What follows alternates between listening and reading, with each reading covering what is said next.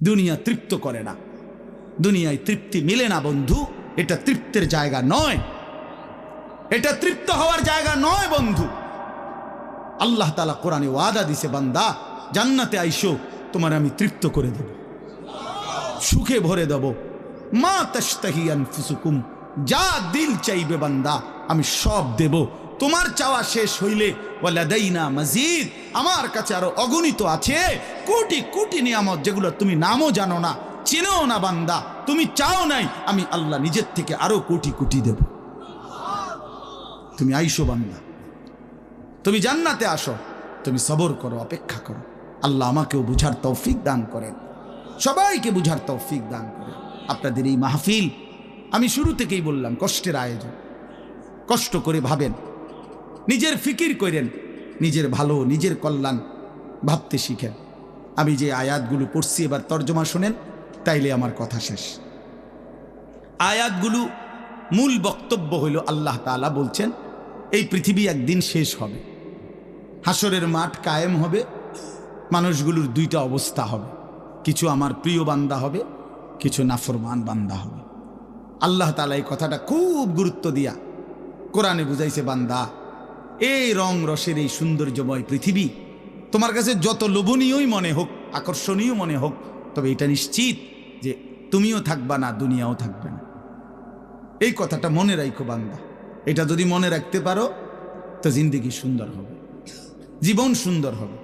এই জন্য কোরআনুল কারীমে আল্লাহ তাআলা খুব এই কথাটা বুঝাইতে চাইছে, বান্দা এই এত সুন্দর পৃথিবী দেখে তুমি যতই বিমোহিত হও, মুগ্ধ হও, তো মনে রাখো এটা থাকবে না, আমি একদিন ভেঙে ফেলব।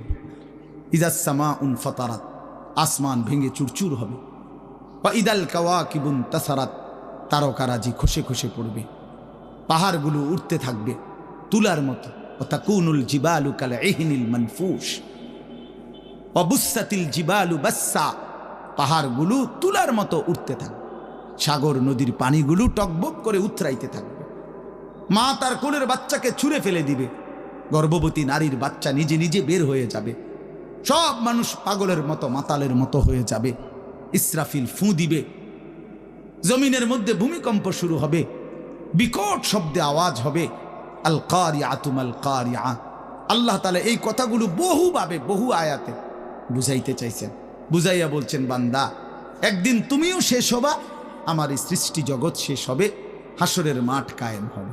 তো এখানেও আল্লাহ তাআলা বলছেন, কাল্লা ইদা দুক্কাতিল আরদু দাক্কান দাক্কা, সাবধান বান্দা, মনে রেখো এই জমিন একদিন চূর্ণ বিচূর্ণ হয়ে যাবে। কি হবে বলেন না? ওইখানে একটা কথা আছে, লম্বা কথা, অতুহিব্বুনাল মালা হুব্বান জাম্মা। আল্লাহ তাআলা বলেন, বান্দা দুনিয়ার মাল আর সম্পদের ভালোবাসাটাকেই তোমরা খুব গভীরভাবে দিলের মধ্যে বসায় লাইলা।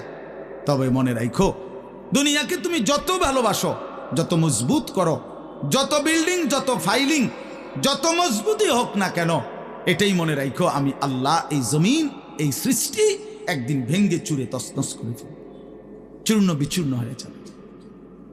কাল্লা ইদা দুক্কাতিল আরদু দাক্কান দাক্কা। এরপরে হাসরের মাঠ কায়েম হবে। তো হাসরের মাঠের দৃশ্যটা আল্লাহ তুলে ধরছে যে হাসরের মাঠ কায়েম হবে, মানুষগুলো সব দাঁড়ানো থাকবে, আদম থেকে ইসরাফিলের ফুঁ পর্যন্ত। এই দাঁড়ানো অবস্থায় আল্লাহ তাআলা বলতেছেন, ওয়াজা রাব্বুক, আল্লাহ তাআলা মহান আল্লাহ পাক, তিনি তার শান অনুপাতে হাসরের ময়দানে উপস্থিত হবেন।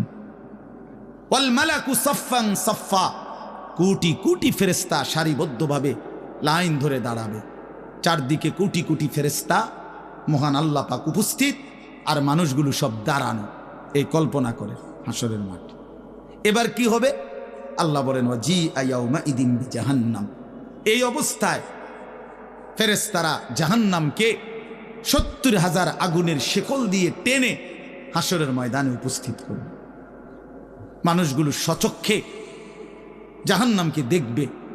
জাহান্নাম একটা বিকট তারা আগুনের গর্জন, তীব্র আগুনের যখন একটা গর্জন উঠবে, আল্লাহর কসম নবী বলছে, পুরা হাসরবাসী তখন চিৎকার দিয়া বলবে, ইয়া রব্বি নাফসি নাফসি, আয় মাওলা আমাকে বাঁচান, আমাকে বাঁচান। এই প্রথম হাসরবাসী কথা বলবে, তাফসিরে আছে, হাদিসে। মানে প্রথম চুপচাপ দাঁড়ায় থাকবে, কিন্তু জাহান্নামকে যখন দেখবে, জাহান্নামের চিৎকার যখন শুনবে, তখন পুরা হাসরের ময়দানে চিৎকার উঠবে, ইয়া রব্বি নাফসি নাফসি, আল্লাহ আমাকে বাঁচা। নবী সাল্লাল্লাহু আলাইহি ওয়াসাল্লাম বলেন, আল্লাহ তাআলা ফেরেশতারা যেন দেখায় দিবে ইব্রাহিম আলাইহিস সালামকে, ওই যে আপনার ছেলে ইসমাইল, তার ব্যাপারে কিছু বলবেন। ইব্রাহিম আলাইহিস সালাম বলবেন, ইয়া রব্বি নাফসি নাফসি, এই মাওলা আমাকে বাঁচান, আমাকে। ওর বিষয়টাও দেখো। ইয়াকুব আলাইহিস সালাম, ওনার ছেলে ইউসুফ আলাইহিস সালাম, এটা সেই ছেলে 40টা বছর দুনিয়াতে যার জন্য উনি কাঁদছিলেন।